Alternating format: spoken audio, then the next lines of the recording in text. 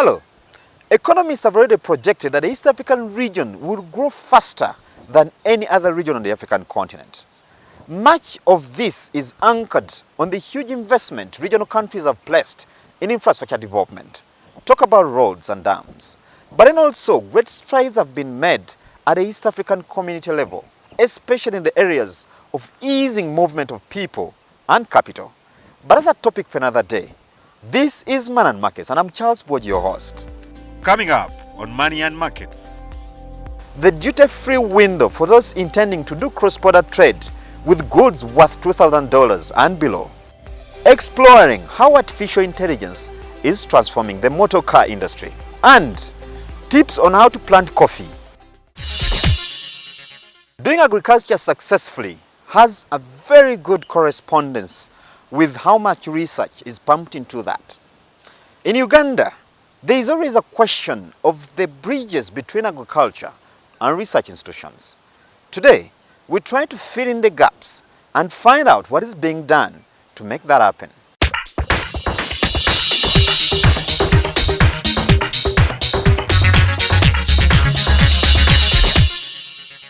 Doctor, it's good to have you on the show, Money and Markets, in fact for the first time.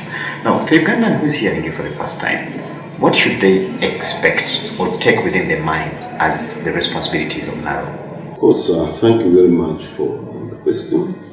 And normally when we talk about that, I think it's between pack to unpack it. You're talking about the National Agriculture Organization, which is one of the ages and the use of agriculture, animal industry and fisheries. And this is an organization which was actually created by a certain parliament through the National Agriculture Act 2005, and our core mandate was supposed to include a coordination and at the same time to provide oversight and implementation of research agenda in all aspects on crops, livestock, fisheries, and forestry. But then the most important aspect is how do we come up with these research kind of products? Our research products are led as demand-led. We look at a target kind of clientele, and of course they say, what do they really want? They must cause a demand, and then the most important thing is to respond to the areas of the concern.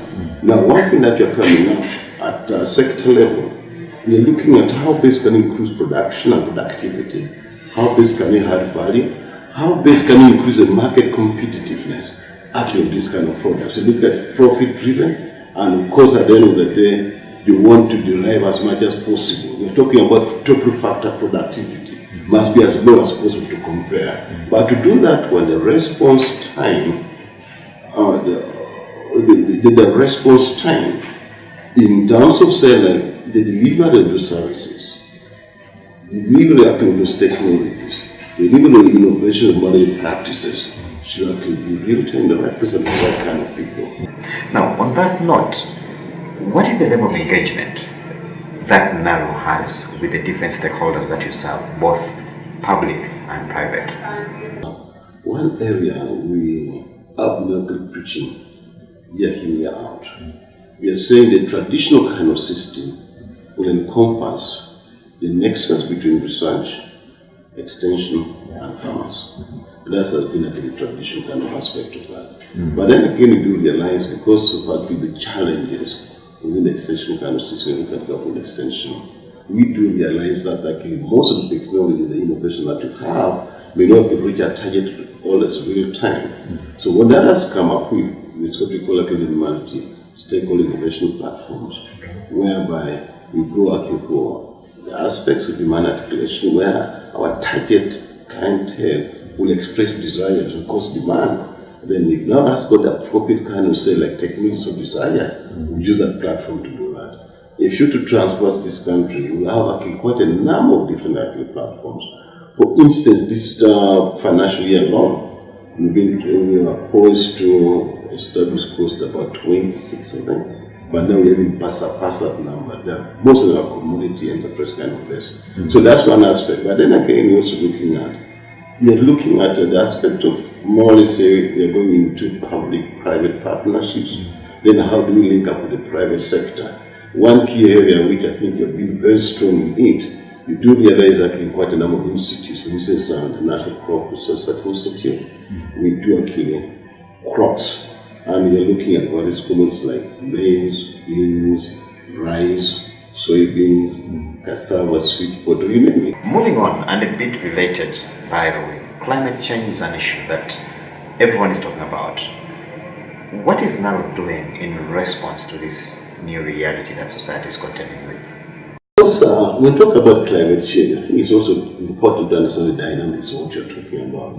Normally now here, when you're talking about climate change, we have the component of variability, because those are two different things. In Uganda, when you look at a landscape and of course the challenge that we've been having in agriculture here, the most important thing is the issue of water. And when water is there, it's not a big deal, but of course associated problems. So when you look at climate change, you're looking at the issue of availability. Earlier on I was talking about, you see, when you look at the amount of rainfall in this country, over the last 30 years plus, it has mostly been the same. But then again, when you start having episodes of rainfall, say like in January, February, and again you know that this is not the real time actually, because it's a mindset kind of problem too. All the response and technologies, they're not using the water, but they're waiting for mid-March to do the planting.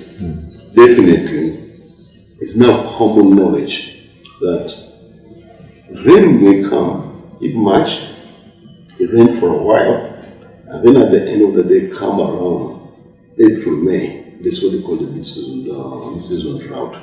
That's now when we say, oh, because of climate change is what we're experiencing and so on. But then again, when it rains like in January or February, then we get boring from the total annual rainfall meant for this kind of country. But because we don't have clear kind of say like recommendations, now we now say, yes, let's take advantage of this water. We can go for the short maturity crops like the vegetables, the greens and so on. Then we can also dam the water that's coming up. But then again, look at the timing, because it's still a lot of the temperature is quite high. The rate of evapotranspiration may not contain this kind of water. So the most important thing is what has now done. First of all, we do realize when you're talking about, because of these changes in temperature, changes in water kind of availability, also there's certain kind of disease pressures that are also now coming up. You have heard about the coffee mill disease, you've been talking in coffee, you've been talking about cassava brown streak disease in cassava. They talk about even the maize kind of diseases, but now you're saying how best can respond to this. First of all, if you can actually come up with products, you've heard about the water efficient actually maize for Africa, the Wema maize and so on. But these are aspects whereby we think if you can have these varieties in place, we can most likely mitigate against climate change. And then again, one thing that we also look at, the aspects of post-service handling and storage. They are saying, whatever you have harvested in the periods of dearth, where you don't have this kind of crop, as long as you can have a store and protect that in storage for some bit of time, that's actually a good response to the latency and so on. Thank you very much, Doctor. It's been nice talking to you.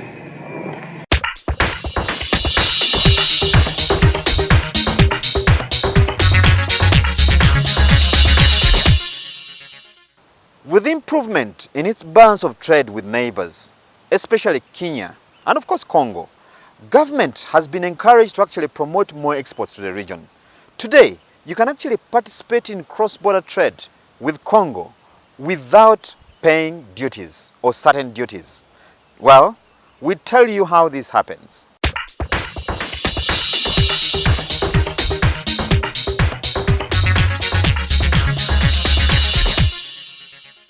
One of the ways strong economies are built is through promotion of production and at the same time, expansion of trade in produce commodities. This trade becomes more profitable once it is done across borders of a nation.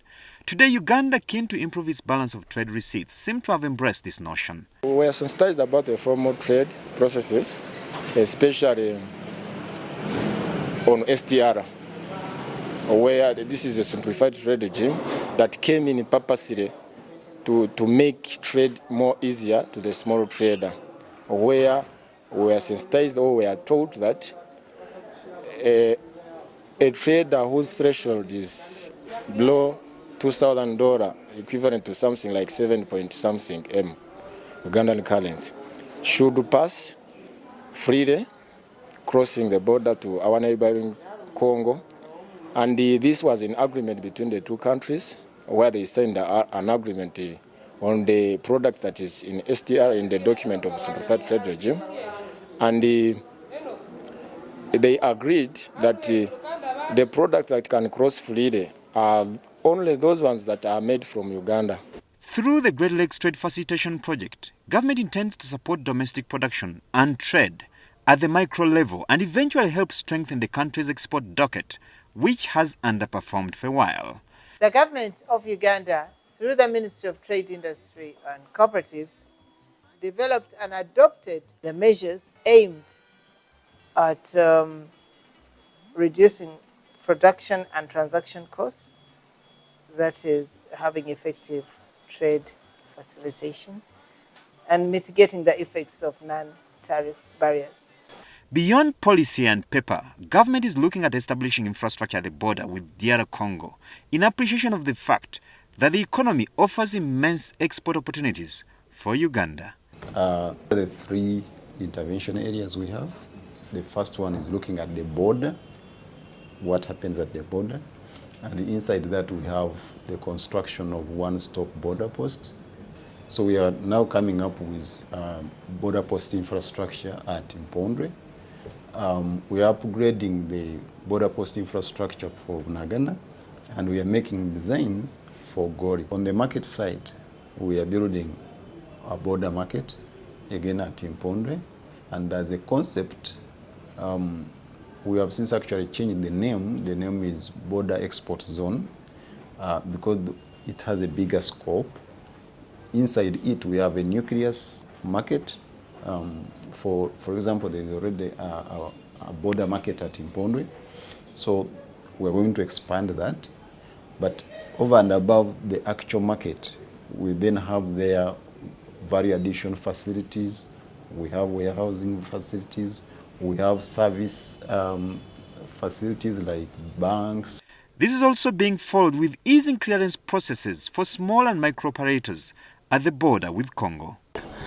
And I work mostly as a trade facilitation officer because of most work we do here is to facilitate cross-border traders through their movement, through the challenge they go through because it is us to report to, and also to connect them to our border officials, our fellow border agents officers.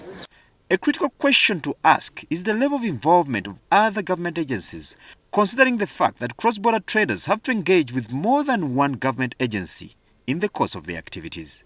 Of course, the spirit of the initiative is that small-scale traders should be facilitated to be able to grow into big traders that also us as tax collectors or as revenue authority we would love to see.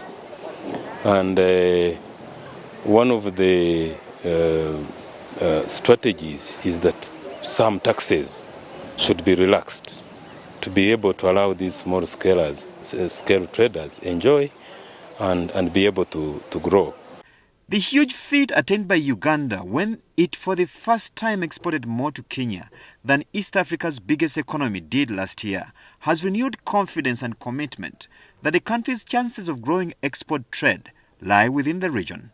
It is therefore not surprising that Congo is today featuring highly as an export destination, attracting much of Uganda's attention.